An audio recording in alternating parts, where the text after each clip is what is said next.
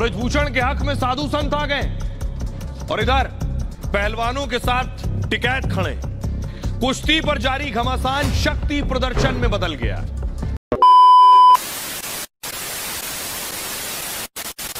पूरा बवाल देश में अगर किसी शख्स के खिलाफ चल रहा है तो ब्रजभूषण सिंह है। वो कह रहे हैं दोषी साबित हुआ तो फांसी चढ़ जाऊंगा। जाट बनाम क्षत्रिय की लड़ाई है क्या? ये लड़ाई और ये खाई और चौड़ी हो गई। दो बड़े बाहुबली आमने सामने हैं क्या? एक तरफ ब्रजभूषण को आप देख रहे हैं जो क्षत्रिय समाज से आते हैं, दूसरी तरफ राकेश टिकैत और पहलवान कुश्ती के जो जाट समुदाय से आते हैं। कुश्ती से शुरू हुआ घमासान जाति बिरादरी पर आ गया। विवाद को 2024 के चुनाव से जोड़कर भी देखा जा रहा है। क्या विवाद जाट बनाम क्षत्रिय की लड़ाई बन गया है? प्रदर्शनकारी पहलवान जाट बिरादरी से आते हैं। पहलवानों के समर्थन में खड़े ज्यादातर किसान जाट हैं। नरेश टिकैत, राकेश टिकैत भी जाट बिरादरी से आते हैं। जाट का हरियाणा, राजस्थान, पश्चिमी उत्तर प्रदेश में मजबूत आधार है। कांग्रेस और आरएलडी जैसी पार्टियां इन पर खास नजर रखे हुए हैं। कांग्रेस नेता दीपेंद्र हुड्डा शुरू से इसे हवा देने की कोशिश कर रहे हैं। हरियाणा में अगले साल विधानसभा चुनाव भी हैं और दूसरी तरफ आपको बताऊं कि पहलवानों के प्रदर्शन से वोट बैंक पर भी नजर है। और यह नजर जो है, मूव कीजिए प्लीज। अब देखिए क्षत्रिय समाज की नजर किस तरफ है। ब्रजभूषण सिंह क्षत्रिय बिरादरी से आते हैं। क्षत्रिय समाज के ज्यादातर लोग उनके समर्थन में। यूपी के अवध और पूर्वांचल में मजबूत पकड़ है ब्रजभूषण की। यूपी में क्षत्रिय बीजेपी का मजबूत वोट बैंक है। पिछड़े और यादवों का भी ब्रजभूषण को खासा समर्थन है। अब तक अखिलेश यादव की जुबान से एक शब्द ब्रजभूषण के खिलाफ नहीं निकला है।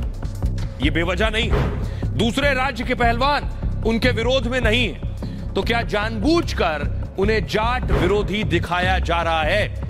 यह लड़ाई अब शक्ति प्रदर्शन तक पहुंच चुकी है। ये लड़ाई कैसे जाट बनाम क्षत्रिय हो गई है। ब्रजभूषण के हक में साधु संत आ गए और इधर पहलवानों के साथ टिकैत खड़े। कुश्ती पर जारी घमासान शक्ति प्रदर्शन में बदल गया। दोनों पक्ष पंचायत और सभा से ताकत दिखाने में जुटे। कुश्ती संघ के अध्यक्ष ब्रजभूषण भी ताकत दिखाने में जुटे।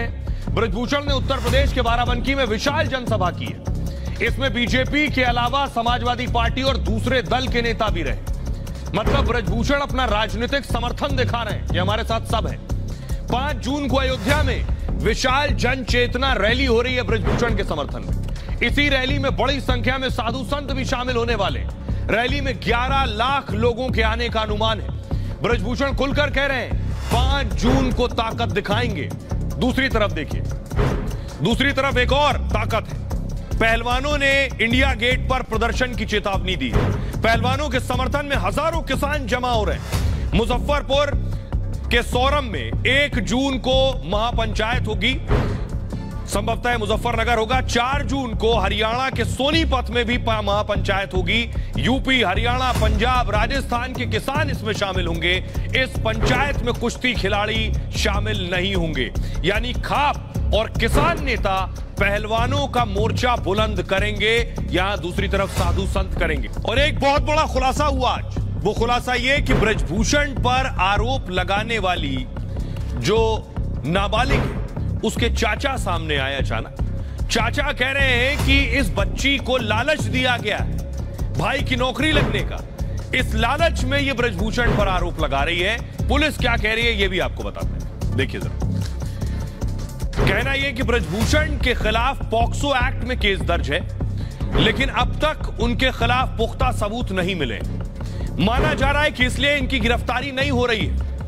और कहा गया कि दिल्ली पुलिस 15 दिन में फाइनल रिपोर्ट सौंपेगी, लेकिन अभी ब्रजभूषण पर चार्जशीट दाखिल नहीं की गई।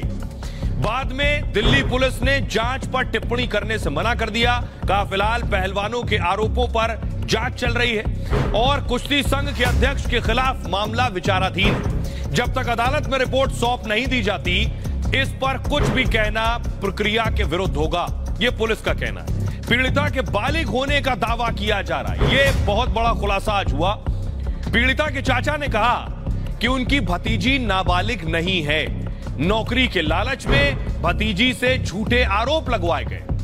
नया खुलासा सच निकला तो मामला पलट सकता है, यानी ब्रजभूषण के खिलाफ जो पॉक्सो में मामला दर्ज है वो हट सकता है, और पॉक्सो एक्ट हटा तो तुरंत गिरफ्तारी की तलवार और आधार नहीं होगा। हालांकि पीड़िता के पिता का दावा यह है, एक बात उलट है। चाचा कह रहे हैं वर्गलाया गया है, लालच दी गई है, नाबालिग नहीं बालिग है। पिता कह रहे हैं कि उनकी बेटी नाबालिग ही है।